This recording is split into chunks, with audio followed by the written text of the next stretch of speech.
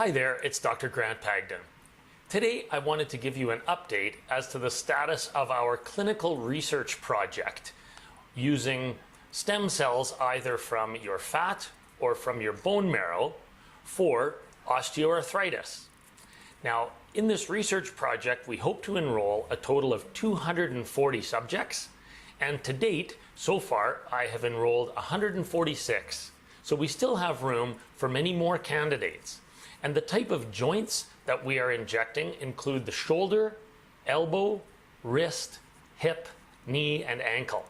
Now, this is still the only project of its nature in all of Canada. There are a couple of other facilities looking at knees and hips, but nobody is doing any research right now in Canada with the upper extremity. So here in Kelowna, we have the ability to inject any of the major joints of the body with either a combination of PRP with fat or PRP with bone marrow, or the third group gets the combination of PRP plus both fat and bone marrow.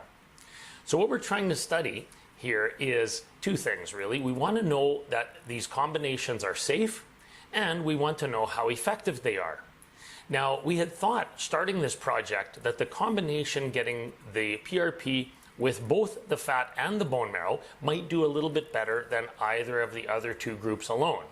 Now, so far, that hasn't been quite how it has turned out. So far, regardless of which treatment group the subjects get allocated to, they all seem to be doing equally well. And I have some statistics here for you based on our last annual report submitted to Health Canada. We have completed 6 months of follow-up on 156 joints. And out of those, 108 have reported a clinically meaningful improvement. And that amounts to 69% of those subjects. Now, for people that have completed 12 months of follow-ups, that's a total of 146 joints, 62% of those subjects have reported a clinically meaningful improvement. And there are some of these subjects that we have now followed all the way out to 24 months. And the statistics at 24 months are steady. 62% of those subjects have still reported a clinically meaningful improvement at 24 months. So that shows you the type of response that we're getting in this research project. And it doesn't seem to matter how severe the arthritis is. It doesn't seem to matter how old the subject is. And it doesn't seem to matter which of the different treatment arms they get allocated to. We're seeing these kinds of results. So there is a smaller percentage of subjects that are achieving somewhat of an improvement in their pain or their function, but maybe it just doesn't quite get to the threshold of being a clinically meaningful improvement.